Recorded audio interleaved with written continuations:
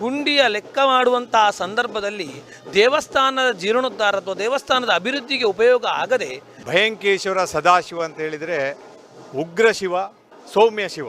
ಪ್ರತಿ ಭಕ್ತನು ಹಾಕುವಂತಹ ಕಾಣಿಕೆಯೂ ಕೂಡ ಭಕ್ತನಿಗೆ ಸಮರ್ಪಣೆ ಆಗ್ತದೆ ಅಂತ. ಸೌತ್ ಕೆನರಾದಲ್ಲಿ ಕಂಡರಿಯದ ನೆರೆ ಬಂದದ್ದು ಹೌದು. ಆ ನೆರೆಯ ಮೇಲೆ ಇವತ್ತಿನವರೆಗೆ ಅಷ್ಟು ದೊಡ್ಡ ನೆರೆ ಬರಲಿಲ್ಲ.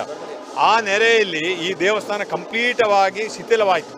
ಇವತ್ತು ಸಹ ನಮ್ಮ ಹತ್ರ 30-40 ಸಾವಿರ ಇರ್ಬೋದು ದೇವಸ್ಥಾನದಲ್ಲಿ. ನಾಳೆದ್ದು ನಾವು ಏನೋ ಕಮ್ಮಿ ಆದರೆ ನಾವೆಲ್ಲ ಸೇರಿ ಒಟ್ಟಿಗೆ ಮಾಡ್ತಾ ಇದ್ದೇವೆ. ಭಯಂಕೇಶ್ವರ ಸದಾಶಿವ ದೇವಸ್ಥಾನದ ಪ್ರದೇಶವೇ ಬಹಳ ಸುಂದರಮಯವಾಗಿರುವಂಥದ್ದು.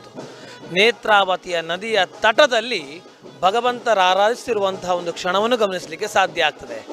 ಭಗವಂತ ಪ್ರತಿ ಕ್ಷಣದಲ್ಲೂ ಆ ನದಿಗೆ ಮುಖ ಮಾಡುವ ಮೂಲಕವಾಗಿ ಆ ನದಿಯನ್ನು ವಿಶೇಷವಾಗಿ ವೀಕ್ಷಣೆ ಮಾಡುವಂಥದ್ದು ಈ ಒಂದು ಭಯಂಕೇಶ್ವರ ಸದಾಶಿವ ದೇವಸ್ಥಾನ. ಇಲ್ಲಿ ವಿಶೇಷವಾಗಿ ಗಮನಿಸಲಿಕ್ಕೆ ಸಾಧ್ಯ ಆಗುವಂಥದ್ದು ಒಂದು ಹೆಸರು ಭಯಂಕೇಶ್ವರ, ಮತ್ತೊಂದು ಹೆಸರು ಸದಾಶಿವ ಅಂತೇಳಿ. ಎರಡೆರಡು ಹೆಸರಿನ ಮೂಲಕವಾಗಿ ಆರಾಧಿಸಿರುವಂಥದ್ದು ಮಹಾದೇವ ಅಂತೇಳಿ. ಅಂತಹ ಮಹಾದೇವನಿಗೆ ವಿಶೇಷವಾಗಿರುವಂಥ ಜಾತ್ರಾ ಮಹೋತ್ಸವದ ಸಂಭ್ರಮ ಸಡಗರದ ಗಳಿಗೆ. ಇಂಥ ಕ್ಷಣದಲ್ಲಿ ಈ ದೇವಸ್ಥಾನದ ವಿಶೇಷವಾಗಿರುವಂಥ ಒಂದು ವಿಶೇಷವಾಗಿರುವಂಥ ಒಂದು ವಿಭಿನ್ನತೆ ಏನು ಅಂತ ಹೇಳಿದರೆ, ಪ್ರತಿ ಭಕ್ತನು ಹಾಕುವಂತಹ ಕಾಣಿಕೆಯೂ ಕೂಡ ಭಕ್ತನಿಗೆ ಸಮರ್ಪಣೆ ಆಗ್ತದೆ ಅಂಥೇಳಿ. ಕೆರೆಯ ನೀರನ್ನು ಕೆರೆಗೆ ಚೆಲ್ಲಿ ಅಂತ ಹೇಳುವಂಥ ವಿಶಿಷ್ಟ ಆಲೋಚನೆಯ ಮೂಲಕವಾಗಿ ಯಾವಾಗ ಭಕ್ತನು ಹಾಕಿದಂತಹ ಕಾಣಿಕೆಗಳೆಲ್ಲವೂ ಕೂಡ ಹುಂಡಿಯ ಲೆಕ್ಕ ಮಾಡುವಂತಹ ಸಂದರ್ಭದಲ್ಲಿ ದೇವಸ್ಥಾನದ ಜೀರ್ಣೋದ್ಧಾರ ಅಥವಾ ದೇವಸ್ಥಾನದ ಅಭಿವೃದ್ಧಿಗೆ ಉಪಯೋಗ ಆಗದೆ ಬಡವನ ದೀನ ದಲಿತನ ಒಂದು ಅಭಿವೃದ್ಧಿಗೋಸ್ಕರವಾಗಿ ಇಲ್ಲಿ ಉಪಯೋಗ ಆಗೋದು ಬಹಳ ವಿಶೇಷ ಅಂಥೇಳಿ. ಅಂತಹ ಒಂದು ಕ್ಷಣದಲ್ಲಿ ಇವತ್ತಿನ ದಿನ ಮತ್ತೊಂದು ಬಹಳ ವಿಶೇಷ ಏನು ಅಂತ ಹೇಳಿದರೆ, ಎರಡು ಕುಟುಂಬಕ್ಕೆ ಕಡುಬಡವರ ಎರಡು ಕುಟುಂಬಕ್ಕೆ ಮನೆಯನ್ನು ಹಸ್ತಾಂತರ ಮಾಡ್ತಿದ್ದಾರೆ. ಲಕ್ಷಾಂತರ ರೂಪಾಯಿಯ ಮನೆಯನ್ನು ನಿರ್ಮಾಣ ಮಾಡೋ ಮೂಲಕವಾಗಿ ಹಸ್ತಾಂತರ ಮಾಡ್ತಾ ಇದ್ದಾರೆ. ಅಷ್ಟು ಮಾತ್ರ ಅಲ್ಲ, ಸುಮಾರು 10 ಜನರಿಗೆ ಅನಾರೋಗ್ಯ ಹೊಂದಿದಂಥ ವ್ಯಕ್ತಿಗಳಿಗೆ, ಬೇರೆ ಬೇರೆ ರೀತಿಯಾಗಿರುವಂಥ ಆರೋಗ್ಯಗಳ ಸಮಸ್ಯೆ ಹೊಂದಿದಂಥ ವ್ಯಕ್ತಿಗಳಿಗೆ ದಾನದ ರೂಪದಲ್ಲಿ ಈ ಒಂದು ಆರೋಗ್ಯ ನಿಧಿ ನೀಡ್ತಾ ಇದ್ದಾರೆ. ಸುಮಾರು 10 ಅಂದರೆ ಈಗ ಸದ್ಯ ಇವತ್ತಿನ ದಿನದಲ್ಲಿ 7 ಕೊಡ್ತಾ ಇದ್ರು, 10 ಅಂತ ಹೇಳುವಂಥ ಆಲೋಚನೆ ಹೊಂದಿರುವಂಥದ್ದು. ಅಷ್ಟು ಮಾತ್ರ ಅಲ್ಲ ಭಕ್ತಾದಿಗಳೇ, ಮುಂದಿನ ವರ್ಷ ಅಂದರೆ ಜಾತ್ರೆಯಿಂದ ಜಾತ್ರೆಗೆ ಪ್ರತಿ ವರ್ಷವೂ ಕೂಡ ಬೇರೆ ಬೇರೆ ರೀತಿಯಾಗಿರುವಂತಹ ಆಲೋಚನೆಗಳನ್ನು ಹೊಂದಿರುವಂತಹ ಈ ಒಂದು ಸಮೂಹವೇ ಈ ಒಂದು ವ್ಯವಸ್ಥಾಪನಾ ಸಮಿತಿಯ ಅಧ್ಯಕ್ಷರನ್ನು ಒಳಗೊಂಡು ಎಲ್ಲ ರೀತಿಯಾಗಿರುವಂಥ ಸದಸ್ಯರು. ಹಾಗಾಗಿ ಭಾಳ ಹೆಮ್ಮೆ ಆಗುವಂಥದ್ದು ವ್ಯವಸ್ಥಾಪನಾ ಸಮಿತಿಯ ಅಧ್ಯಕ್ಷರಾಗಿರುವಂತಹ ರಘುನಾಥ ಸೋಮಯಾಜರು ಹಾಗೂ ಸರ್ವ ಸದಸ್ಯರು ನಮ್ಮೊಂದಿಗಿದ್ದಾರೆ. ನಮಸ್ಕಾರ. ಯಾವ ದೇವಸ್ಥಾನವನ್ನು ನಾವು ಈ ರೀತಿಯಾಗಿ ಗಮನಿಸಲಿಕ್ಕೆ ಸಾಧ್ಯ ಆಗೋದಿಲ್ಲ ಅಂತೇಳಿ. ಯಾಕಂದರೆ ವ್ಯವಸ್ಥಾಪನಾ ಸಮಿತಿಯಲ್ಲಿ ಪ್ರತಿಯೊಬ್ಬರು ಒಂದೇ ರೀತಿಯ ಮನಸ್ಸಿರುವ ಕಾರಣವಾಗಿ ಇದು ಸಾಧ್ಯ ಆಯಿತಾ ಏನು?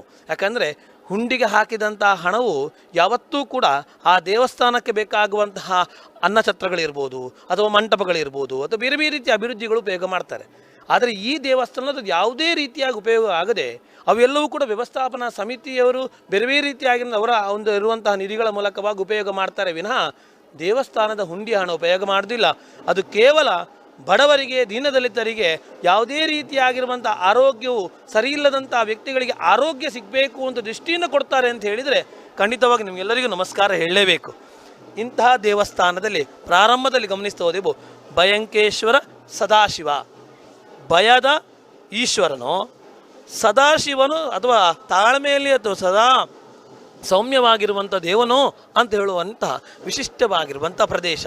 ಎದುರು ಭಾಗದಲ್ಲಿ ಕಾಣುವಂಥದ್ದು ನೇತ್ರಾವತಿ, ಜುಳುಜುಳು ಹರಿಯುವಂತಹ ಶಾಂತವಾಗಿ ಹರಿಯುವಂಥ ಆ ನದಿಯ ವಿಶೇಷ ಕ್ಷಣ. ಈ ದೇವಾಲಯದ ಇತಿಹಾಸದೊಂದಿಗೆ ಇಂತಹ ಮಹಾನ್ ದಾನಗಳು, ನಿಧಿಗಳನ್ನು ಕೊಡುವಂಥ ವಿಶಿಷ್ಟ ಕ್ಷಣಗಳ ಬಗ್ಗೆ ಭಗವದ್ಭಕ್ತರಿಗೆ ಮಾಹಿತಿ ತಿಳಿಸಬೇಕು. ಇದು ನೀವು ಸರಿಯಾಗಿ ಹೇಳಿದಿರಿ. ಭಯಂಕೇಶ್ವರ ಸದಾಶಿವ ಅಂತ ಹೇಳಿದರೆ ಉಗ್ರ ಶಿವ ಮತ್ತು ಸೌಮ್ಯ ಶಿವ. ಇದು 1000 ವರ್ಷದ ಹಿನ್ನೆಲೆ ಇರುವಂಥ ದೇವಸ್ಥಾನ. ಈ ದೇವಸ್ಥಾನಕ್ಕೆ ಬಹಳ ದೊಡ್ಡ ಇತಿಹಾಸ ಇದೆ.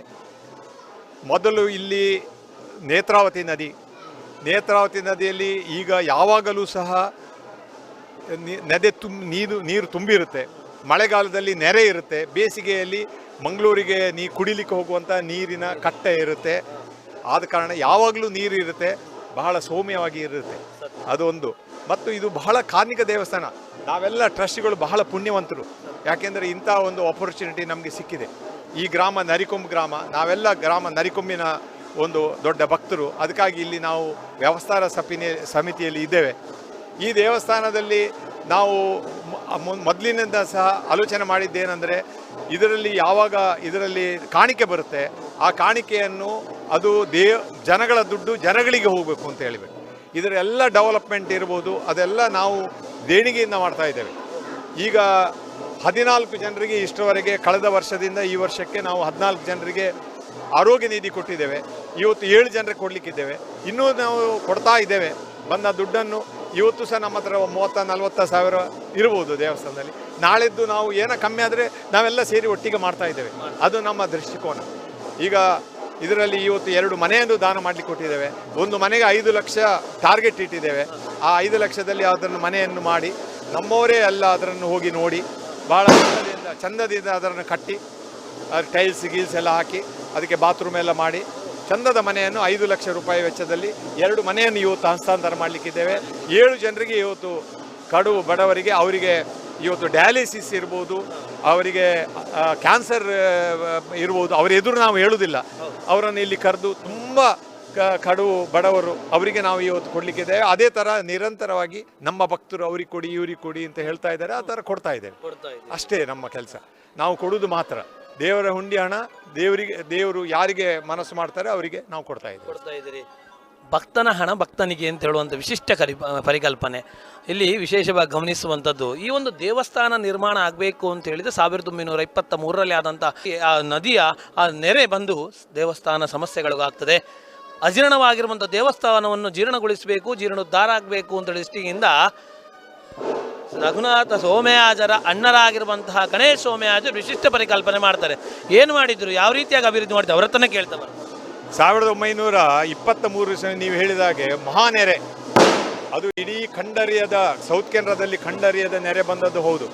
ಆ ನೆರೆಯ ಮೇಲೆ ಇವತ್ತಿನವರೆಗೆ ಅಷ್ಟು ದೊಡ್ಡ ನೆರೆ ಬರಲಿಲ್ಲ. ಆ ನೆರೆಯಲ್ಲಿ ಈ ದೇವಸ್ಥಾನ ಕಂಪ್ಲೀಟವಾಗಿ ಶಿಥಿಲವಾಯಿತು. ಅದರ ಮೇಲೆ ಸ್ವಲ್ಪ ಸ್ವಲ್ಪ ರಿಪೇರಿ ಮಾಡಿದರು. ದೇವಸ್ಥಾನ ಇತ್ತು.